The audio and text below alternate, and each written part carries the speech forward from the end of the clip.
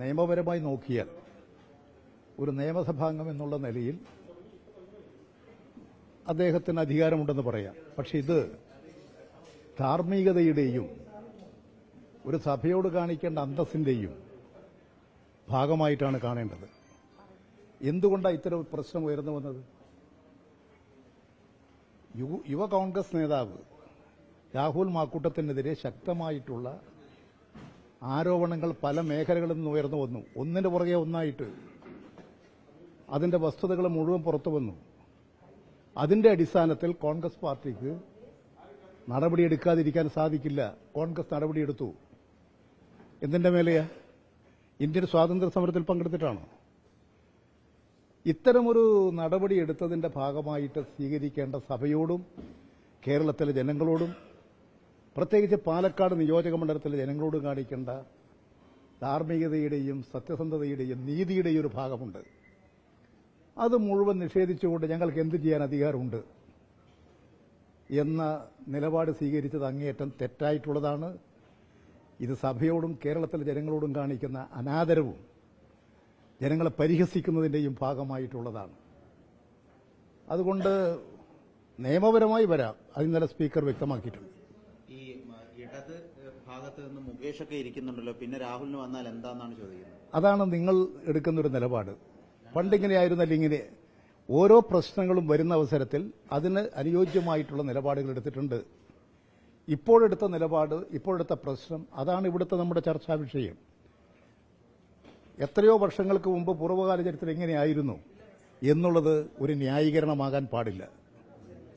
ഇപ്പോൾ വന്നിരിക്കുന്ന പ്രശ്നമാണിത്. ആ പ്രശ്നത്തോടുള്ള സമീപനമാണ്. അതാണ് സഭയുടെ മുമ്പാകെയും ഇപ്പോൾ വന്നിട്ടുള്ളത്. യഥാർത്ഥത്തിൽ ചരമോപചാരമെന്ന ആദരവിനെ പരിഹസിക്കുന്നതിന്റെ കൂടി ഭാഗമാണിത്.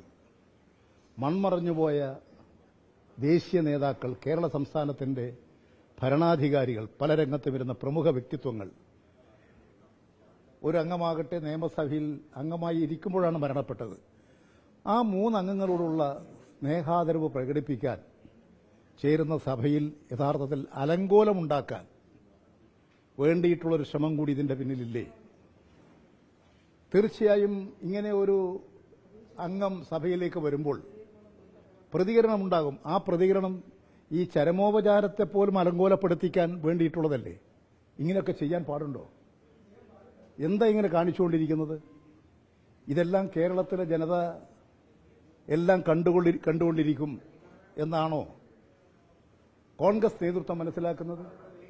UDFിലെ എല്ലാ കക്ഷികളും ഇതിനോട് യോജിപ്പാണെന്ന് എനിക്ക് തോന്നുന്നില്ല.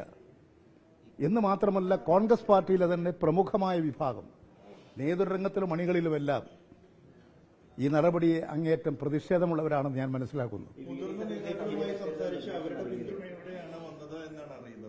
ഏത് മുതിർന്ന നേതാവായാലും പക്വതയും പാകതയും അനുഭവസമ്പത്തും നിയമവ്യവസ്ഥയോടുള്ള കാര്യങ്ങളുമെല്ലാം നിരീക്ഷിച്ചുകൊണ്ട് വേണം നിലപാട് സ്വീകരിക്കാൻ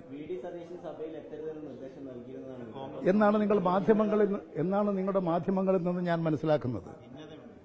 അതെ, നിങ്ങളുടെ മാധ്യമങ്ങളിൽ നിന്ന് ഞാൻ മനസ്സിലാക്കുന്നത്. അത്തരത്തിലുള്ള കാര്യങ്ങളെപ്പോലും വെല്ലുവിളിച്ചുകൊണ്ട് പ്രതിപക്ഷ നേതാവ് പോയി പണി നോക്കട്ടെ എന്നൊരു നിലപാട് കൂടി സ്വീകരിച്ചുകൊണ്ട് ഒരു സഭയിലേക്ക് വരികയാണുള്ളത്. അദ്ദേഹം തന്നെ, പ്രതിപക്ഷ നേതാവ് തന്നെ പരസ്യമായിട്ട് അഭിപ്രായങ്ങൾ പറയുകയും ചെയ്തു. അപ്പോൾ അതൊക്കെ കോൺഗ്രസിനകത്തുള്ള പ്രശ്നങ്ങളാണ്. അത് കോൺഗ്രസിനകത്തുള്ളവർ തന്നെ ചിന്തിക്കും. ഇത്തരം തെറ്റായ നിലപാടുകൾ നമ്മുടെ നാടിന് എത്രമാത്രം ഗുണകരമാണ് എന്ന് ജനങ്ങളാകെ ചിന്തിക്കട്ടെ, കോൺഗ്രസുകാർ ചിന്തിക്കട്ടെ. ഞാൻ നിയമസഭാ കക്ഷിയിലുള്ള ഒരാളല്ല. നിയമസഭയിലെ അംഗങ്ങൾ നിയമസഭാ ചട്ടങ്ങളും കാര്യങ്ങളും അനുസരിച്ച് അവിടെയുള്ള പ്രതിപക്ഷ പാർട്ടികളും ഭരണകക്ഷികളും എല്ലാവരും കൂടി ചേർന്നുകൊണ്ട് കാര്യങ്ങൾ എങ്ങനെ കൈകാര്യം ചെയ്യണമെന്ന് ആലോചിക്കും, ചിന്തിക്കും. അതിനൊക്കെയുള്ള ബിസിനസ് കമ്മിറ്റിയും കാര്യങ്ങളൊക്കെയുണ്ട്. പ്രതിപക്ഷങ്ങൾക്ക് തീർച്ചയായും അവർക്ക് അവരുടേതായ അവകാശമുണ്ട്. അത് പൂർണ്ണമായി സംരക്ഷിക്കലാണ് ഭരണപക്ഷം ചെയ്യുന്നത്.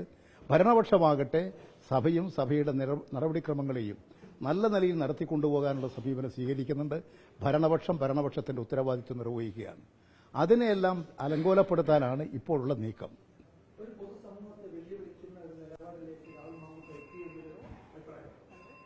ഈ കാര്യങ്ങളെക്കുറിച്ച് നിങ്ങൾ അഭിപ്രായം പറയും. എന്താണ് ഇതിന്റെ അർത്ഥം? ചരമോപചാരം പോലുള്ള എല്ലാവരും ആദരിക്കപ്പെടുന്ന ഒരു പ്രശ്നങ്ങളുടെ ഇടയിലേക്ക് കടന്നു വന്നാൽ സ്വാഭാവികമായി ഇത്തരത്തിൽ വളരെ വളരെ വളരെ കേരളമാകെ നിറഞ്ഞു നിൽക്കുന്ന ഈ ഒരു വിഷയം സ്വാഭാവികമായും പ്രതിഷേധത്തിനിടയാക്കില്ലേ? അത് ചരമോപചാരത്തെ പോലെ അലങ്കോലപ്പെടുത്തില്ലേ? ഇതൊക്കെ സൃഷ്ടിക്കാൻ വേണ്ടിയിട്ട് ബോധപൂർവ്വം ഇങ്ങനെ വരിക ചെയ്യുക, ഇതെല്ലാം നിയമസഭാ നടപടികളുടെ തികച്ചും തെറ്റായിട്ടുള്ള പ്രവണതകളാണ്. ഇത്തരം പ്രവണതകളെ നമ്മൾ പ്രോത്സാഹിപ്പിക്കാൻ പാടുള്ളതല്ല.